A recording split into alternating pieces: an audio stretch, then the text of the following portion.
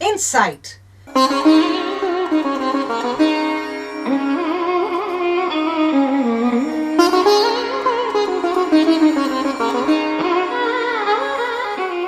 The first ever series to analyze the unexplored aspects and issues of Carnatic music. Dear Rasikas, welcome to the 17th episode of our Insight series. In the previous episode, we had given an introduction about Gamakas, some salient features about it. You would have understood that Gamakas are the life and blood of ragas, in the sense that without Gamakas, as I said earlier also, it would just be a scale and not a raga. And this applies to both Hindustani and Carnatic music. Of course, the kind of Gamakas that are executed in Hindustani music are quite different from Carnatic music, and that's what makes each distinct and different from the other. I would like to dwell more on this aspect of Gamakas because some Rasikas had written to me that this is really a very interesting subject and we would like to know more about it. The first point I would like to share here is how the Gamaka is executed on a note based on its context and positioning. We will here again take the Antara Gandhara as an example and see how, though it is the same Antara Gandhara in many ragas like Shankarabharanam, Kalyani, Begada, Mohanam and so on, but in each case we see that the way the Gamaka is given to the note is quite different, and that is why also it gives a distinct color to become that particular raga.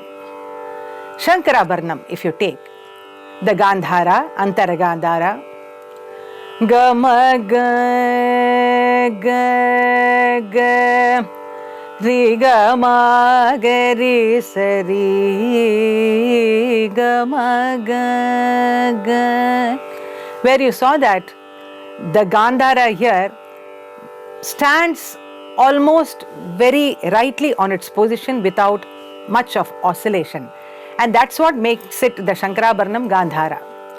Now, reversing this in Kalyani, where you see that Kalyani, if you technically say, it is just the Pratibadimam of Shankarabharanam, in the sense that Shankarabharanam is Sari Gama Padani Sa Sani Da Pa Magari Sa. Kalyani Sari Gama Padani Sa Sani Da Pa Magari Sa. But it is not just about the Shuddha Madhyamam being replaced by the Pratimadhyamam. The way the Ga and Ri are oscillated in Shankarabharanam and Kalyani is almost the reverse, I would say, in the sense that in Shankarabharanam it is like Sari Ga, where the Ri is oscillated and the Ga is kept straight, whereas in Kalyani it's just the reverse, like Pa Ma Ga Ri Ga Ma Ga Ri. So the Ga is oscillated Ga. In its own place, it is oscillated in a very small way, a kampitam what we call, we'll discuss about this later, a small kind of an oscillation Ga Ri. So that is the same Gandhara, how it has come to be sounding in Kalyani. Now the same Gandhara, if you take in a ragam like Bilahari, Sari Ga Pa Da Sa Sani Da Pa Magari Sa Gapamagari, Gapadapamagari, Gapada Sani Rapamagari, where the ga is like a fleeting note in the sense that Maga, we don't halt on the Gandharam like that. It is a gliding note which happens to be apart from Ma to Re. Pamagari, Gapadamagari. So that ga has got a limited kind of a oscillation, and it is not even that important as you see in Shankarabharanam or Kalyani. If you take the example of Mohanam, for example, the same Gandhara again, Sari ga pada sa sada pagari, ga pada sada pagari, gata pada pagari, ga pada pagari, sari da sa. Here again, as I mentioned earlier also, to give you another example in the same Ragam Mohanam, you see how the Daivata, which is the Chatushruti Daivata, da, that is the place of that da, but in different contexts again how the da becomes like Sari ga pada sa sada pagari sa da da da da da sada pagari ga pada da da sada sada pagari ga pada sada pagari ga pada da pagari ga da pada pagari ga pada sada da ri sada pagari ga pada da pagada da pagari ga pagari sa. Here I remember a very beautiful composition, Jagadishwari of Tiruvarur Sri Ramaswamy Pillai, where he has given us a beautiful Swarasahityam. Here he has shown the many contexts in which the da can be used in this Mohanam, and how the color of the da changes actually according to the context. Shall we see this particular Swarasahityam portion to see how the da attains myriad forms of colors and hues? Da pagari sari ga da paga pari gari da pada ga pari ga pada tari sa gari ga pagari da sari gari sada re sari gara gari da re ga da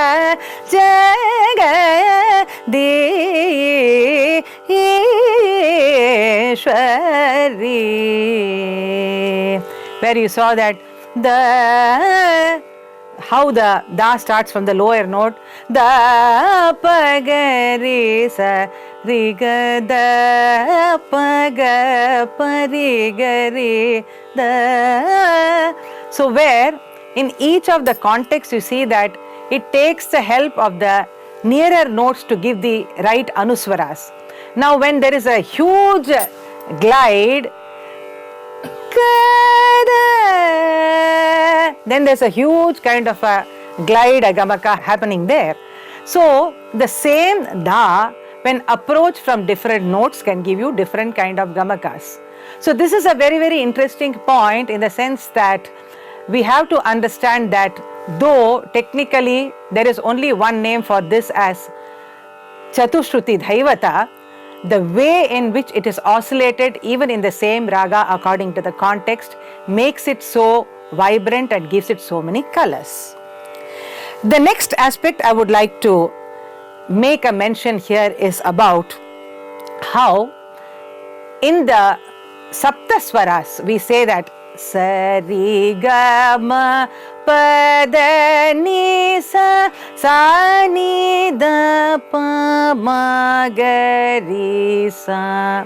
Basically, we know that there are 7 swaras, and from this we have the 12 swarasthanas, and then from this come the 16 varieties of swaras. So that makes it actually, from the technical point of view, the Shadja, 3 varieties of Rishabha, 3 varieties of Gandhara, 2 Madhyama, Panchama, 3 varieties of Dhaivata, 3 varieties of Nishada and the Shadja. In books also we see that there is a mention of the Sa and Pa as the Achala Swaras, that is Swaras which do not have any oscillation. But interestingly, in the practical domain we see that even the Sa and Pa actually are not just straight, sometimes they are oscillated according to the context. So does it mean that the Sa and Pa are not straight? It's not like that, in the sense that when we are uttering Sa, Pa, Sa as plain notes, it's like Sa, Pa, Sa. That is the straight note. That is how it should be sounded.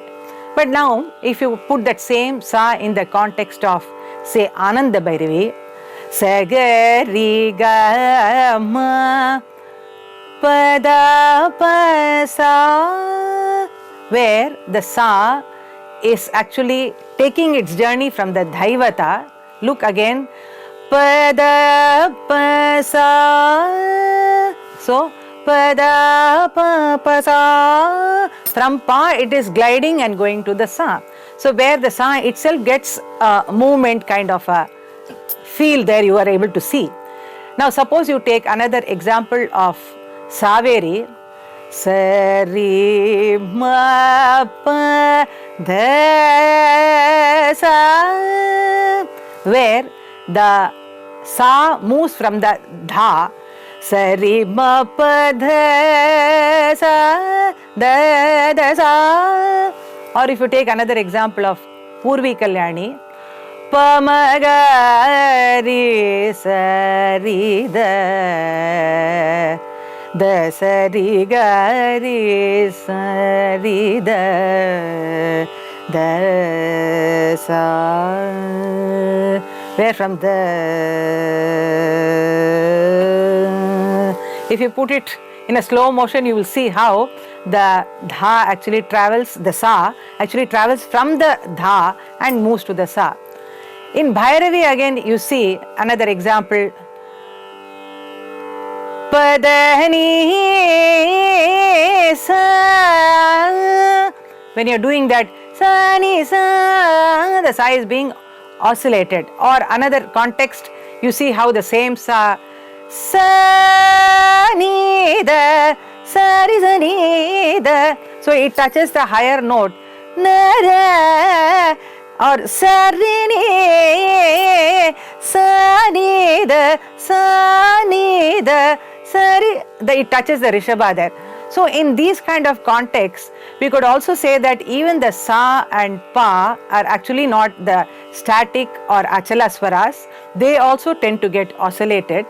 And in this context, I also remember the music of Srimati Brinda and Mukta, where you would see that in their music, you would see that how beautifully the Panchama, the Shadja, everything actually gets interwoven and oscillated through the process. And in the raga, you would not see that actually it is being isolated, but in the context of the notes, they all get isolated and give you a beautiful picture.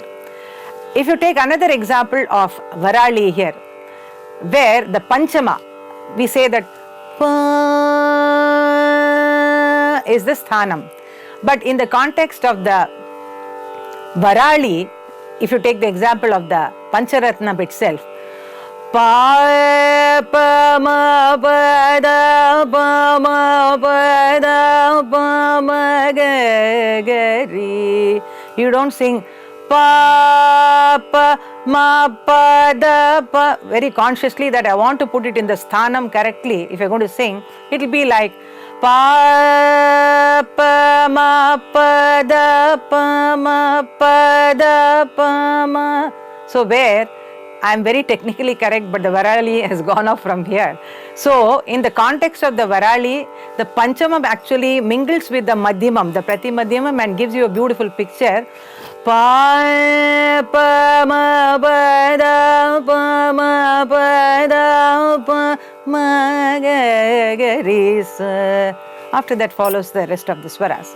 So this was an example to show that the Shadjama and Panchama, though we say that they are very straight notes, in the context of many ragas, they take the anuswaras and become a bent kind of a note also. The next point that I would like to share here is that about the Madhyama. I will take an example and show you how the same Madhyama, Shuddha Madhyama, gets oscillated in different ways in the context of different ragas. Now, these are all examples for us to actually enjoy the movement, enjoy the journey of not only the ragam, but the movement of the note within the ragam, and that's what makes the listening experience also very, very beautiful. As I said earlier also, just saying that, oh, I found out that this is Shankarabharanam that you're singing, I found out that this is Kalyani you're singing, and that's not the end all. After that, what is happening within the Kalyani, what is happening within the Shankarabharanam makes for a very, very interesting study, both for the performer as well as for the listener. Now, taking the Ma in Shankarabharanam, Gamaga, or if you take the same Madhyama in Todi, Sare ga ma ma, Sare ga ma ga ri. Or if you take another example, Da pa ma ga ri in Begada.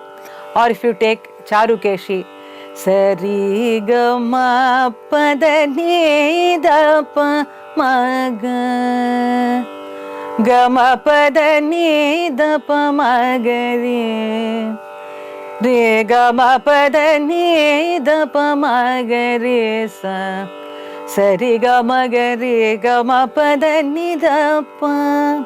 So, another important point which comes to the fore here is that if you take the example of Shankarabharanam and Todi itself, in Shankarabharanam and Todi we had the Shuddha Madhyama, but the Gandhara was totally different in the sense that Sadharana Gandhara happens to be there in Todi and Antara Gandhara in Shankarabharanam. So this also brings us to the fact that a note by itself does not determine its oscillation, but the adjacent note also determines how it is going to be oscillated. Once again we will see. Ga ga ma ga ga ga ga ga ma pa ma ga, ga ma ga ga ri sa ni, sa ri ga ma pa ma ga ri sa ni sa pa ma ga. The Shuddha Madhyamam and the Gandharam, ma ga ga ga ga ga ma ga ga. Now if you take that same Madhyamam and put Sadharana Gandharam, ga ma ga ri, ga ma pa ma ga, ga da ma ga ri. So the adjacent notes also play a very, very important role in terms of how the Gamaka is actually associated with that particular raga. The final point I would like to make here again is about the bhava aspect. The bhavam to the ragam is given by the gamakam. Now, in a composition we have the melody, the lyrics, the talam. You may say that the lyrics is very, very emotive in nature, and that is why the song blossoms in terms of the emotion. But that's not really true, because the words by themselves will not be able to give you the complete kind of an emotive feel. Only when the right kind of a gamakam is given to that ragam, and when the melody and the lyrics blend properly, then you are able to get the correct bhavam. For example, if you take the composition Kavava, Kavava, Kandavava, Yenai Kava, Velava. Just by saying this, it is conveying some meaning. Now, if I put the same lyrics into a beautiful Varali as composed by Sri Papanasam Sivan, then you see that the emotive content becomes multifold. How? Let's see. And also, here you should observe how the Sangatis, which are interpretations of that particular emotive aspect, enhance further the aspect of emotion. Kavava, Khandwa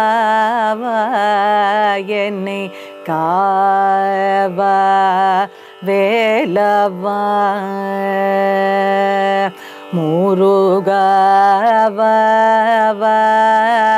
Khandwa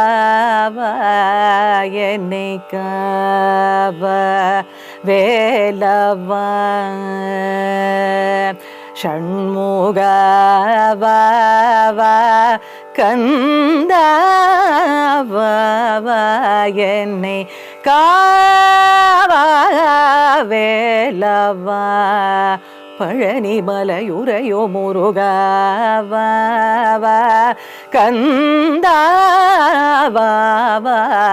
என்னை காவா வேலவா Palani மலையுரையோ முருகாவா. If it was put into a very harsh tune and say ka va va, that emphasize giving that kind of a feel, you wouldn't be able to get the bhavam. But the gamaka on that ka va va ga ga ga kanda va va yanne, where he has dwelled on that ga for such a long time, and that ga, in that kind of a dwelling, you feel that kind of a plead, in the sense ga ga ga ga ga ga ga re sa. The Shuddha Rishabham in combination with this Gandharam gives you that emotive feeling.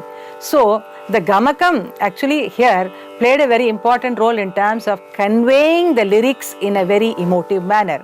For example, another example you see here itself, Devayadi Devan Maganeva Paradevi Madiyil Gamaru Guhaneva. After that it goes like that. With this point, I would like to sign off this particular episode.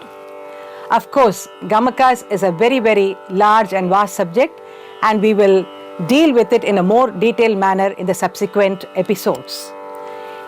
If you do have any queries or feedback, do feel free to write to us, that is email or WhatsApp to us. I'll be very, very happy to have your opinion about these episodes so that we can take it further. Thank you very much.